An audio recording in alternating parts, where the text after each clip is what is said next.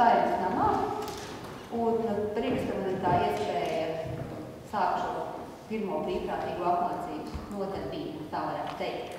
Un šodien mums būs vairāk, varbūt nedaudz tāda oficiālāka tikšanās, bet mēs lēnām virzīsimies tālāk uz konkrētiem darba jautājumiem. Es dodu vārdu mūsu NATO PA Latvijas delegācijas vadītājai Vairai Laigai ievadvārdiem.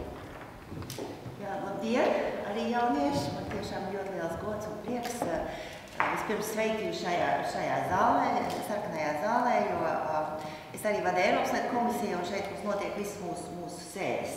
Es gribētu tikai pāris lietīgas arī pateikt. Vispirms es gribētu pateikt to, ka, protams, šis ir ārkārtīgi svarīgs pasākums Latvijai. Un kāpēc? Tāpēc, ka mums Latvijai drošība kā mērķis ir bijis numur viens, ir arī tagad un arī nākotnē būs. Un šis drošības garants, protams, ir NATO organizācija. Un tad tagad es došu vārdu Sandrai Paulai, kas ir NATO PA Latvijas delegācijas sekretāre, tad cilvēks, kas brauc līdzi uz visām sesijām mūsu deputātiem. Saka, tiešām tā ir. Es esmu pat vairāk nekā 10 gadus ar šo delegāciju. Nu, ne tikai ar šo delegāciju, es vadu arī Saeimā starpparlamentu attiecību biroju, bet, kā saka, viena no mūsu biroja funkcijām ir būt nacionālo delegāciju sekretāriem visās starpparlamentu organizācijās, kur Saeimā ir oficiālās delegācijas.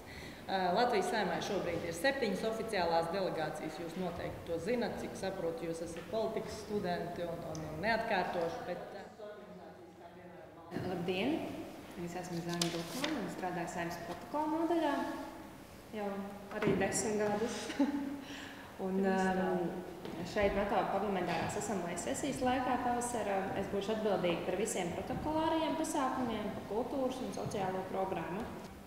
Šo daudzo gadu laikā, kopš es strādāju protokolā, daudz ir jautājuši, vai tas nav garlaicīgi 10 gadus darīt vienu un to pašu, bet es varu atbildēt viennozīmīgi, ka nē, jo darbs protokolā ir tāds, ka neviena diena nav tieši tāda pati kā iepriekšējā un neviens darbs nav tāds pats kā iepriekšējais. Kāpēc tu izvēlējies pieteikties kļūt par NATO Rīgas sesijas parlamentārās asamblējas brīvprātīgo dalībnieku? Ņemot vērā faktu, ka jau 2006. gadā man bija tā unikālā iespēja kļūt par Rīgas NATO samita brīvprātīgo, tad es domāju, ka šis būtu tāds unikāls turpinājums jau uzsāktajai praksei, padziļināti papētīt un painteresēties par NATO, par to uzbūvi, ne tikai teorētiski, bet arī praktiski. Principā šo iespēju man deva Rīgas Radiņu universitātes pasniedzējs Jānis Tomels, kas teiksim tā, sniedz šo iespēju pierādīt pašai sevi.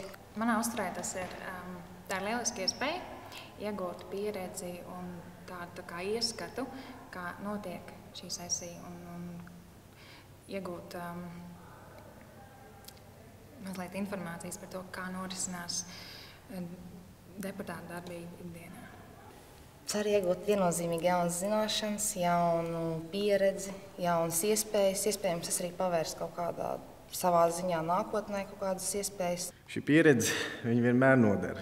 Ja arī šobrīd nevaru tā konkrēti pateikt, ko tā pieredze man sniegs, bet es zinu, ka tuvākajā nākotnē viņa būs noderīga. Kaut vai redzesloku paplašināšanai.